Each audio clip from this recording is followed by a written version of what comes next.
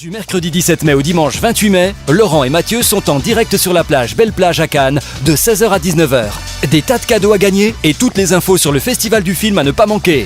Les Reims Radio Côte d'Azur fait son festival. Nous recevons monsieur Nobuhiro Tanabe, le maire de Shizuoka, qui nous fait le plaisir et l'amitié d'être avec nous aujourd'hui. Donc Shizuoka est une ville japonaise, capitale de la préfecture de Shizuoka. Le nom de la ville qui signifie colline calme, et qui est une ville qui est jumelée avec la ville de Cannes. Et c'est un vrai plaisir pour moi aussi de pouvoir représenter Shizuoka dans un cadre aussi paradisiaque. Shizuoka, qui est donc la ville jumelée de Cannes au Japon, est aussi très connue au Japon pour la qualité de ses sushis. Comment vous trouvez Cannes et comment vous trouvez cette magie qu'il y a et qui se passe actuellement sur le 70e anniversaire du Festival de Cannes? Cannes et Shizuoka, eh bien, leur point commun fondamental, c'est la géographie, puisque les deux villes ont un climat clément.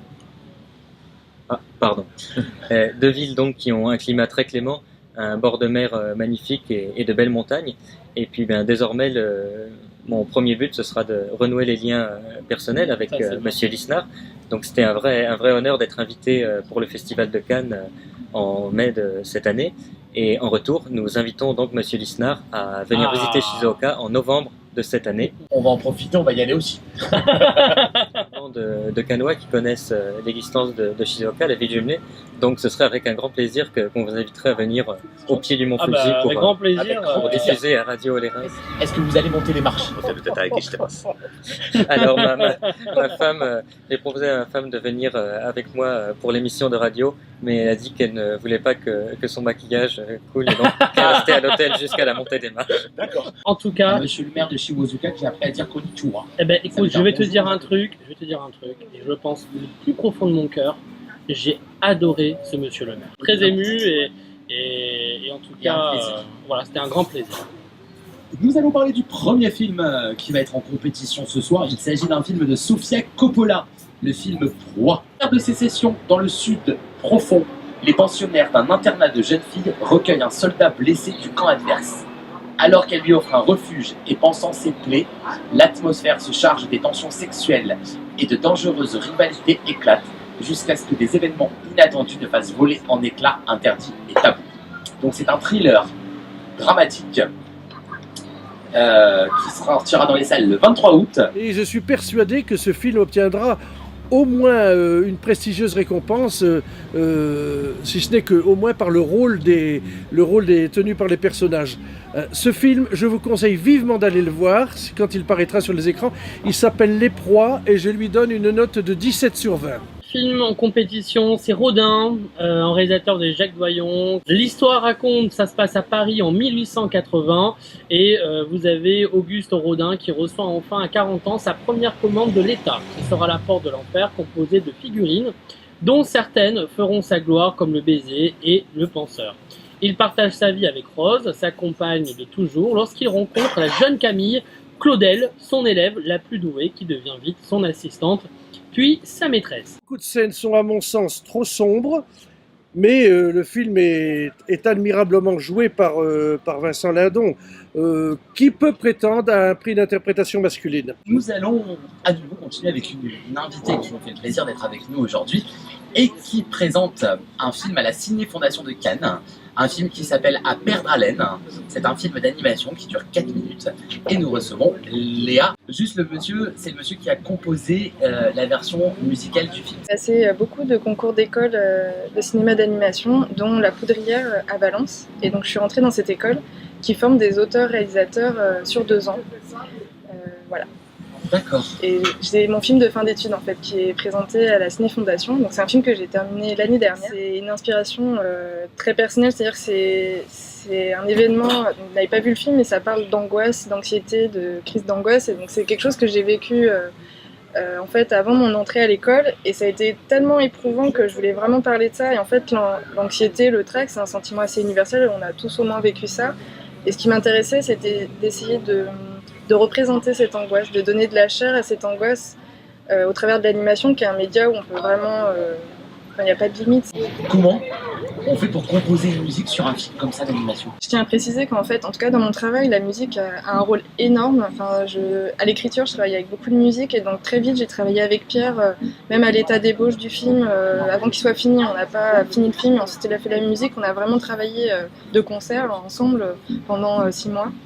Non, parce que moi je raconte tout à mes auditeurs. C'est le Moi, je raconte tout. Vous savez, Caroline et Mathieu, vas-y, ils font leur vie, machin. Ah ouais, je suis allé à la Villa Chouette hier soir. Ah ouais, toi aussi. Ah ouais, moi je suis allé à la soirée là. Ah bah ouais. Hier, je me suis rendue à la soirée de Denis Durand.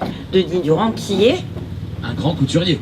Donc nous étions au parc de l'Élysée. La soirée s'est déroulée avec une foule d'élégantes en tenue de gala. Et puis il y a eu des animations toute la soirée. On a eu un charmeur de serpent, ça m'a fait super peur. Des performers qui marchaient sur des échastes, une violoniste qui était en robe de lumière, un défilé de mode évidemment by Denis Durand avec des robes somptueuses. Et nous recevons un réalisateur et scénariste italien qui vient présenter à Cannes pour la Ciné Fondation le film de 27 minutes, 2 égarés sont morts. Nous recevons ce réalisateur italien, Tommaso Usberti. L'histoire, c'est dans un paysage sauvage, Vera et Matteo vivent leur premier rendez-vous d'amour. Le père de la fille les surprend et agresse le garçon. Et au terme d'une lutte acharnée, Matteo assomme l'homme. Vera demande au garçon de l'emmener danser. Matteo, bouleversé, s'enfuit. D'où vient cette inspiration de ce film 2 égarés sont morts? Comment vous en êtes venu à cette histoire de ce film? Au départ, c'est un livre, en fait. C'est un livre d'un écrivain suisse qui raconte, disons, l'histoire de Roméo et Juliette, mais adaptée à nos jours. Donc voilà. Donc moi, j'ai réadapté encore une fois le livre, et donc ça se passe maintenant à la campagne, en Toscane. En tout cas, on a des super invités. Et ça continue, on aura aussi encore un super invité sur le plateau de l'Erins Radio. Présidente de l'école Miroir qui est venue nous rejoindre. Et vous êtes venue avec le parrain. Bonjour, comment ça va? Bonjour, ça va et vous? Je suis content, je suis avec Madame la Présidente. J'ai été sincèrement touché par Fanny et quand on a eu l'interview ensemble. Tout se passe pour l'instant dans le cadre du travail. Voilà, donc déjà, visiblement, il se passe des choses à Cannes assez bizarres. Je viens d'atterrir, j'apprends déjà des choses.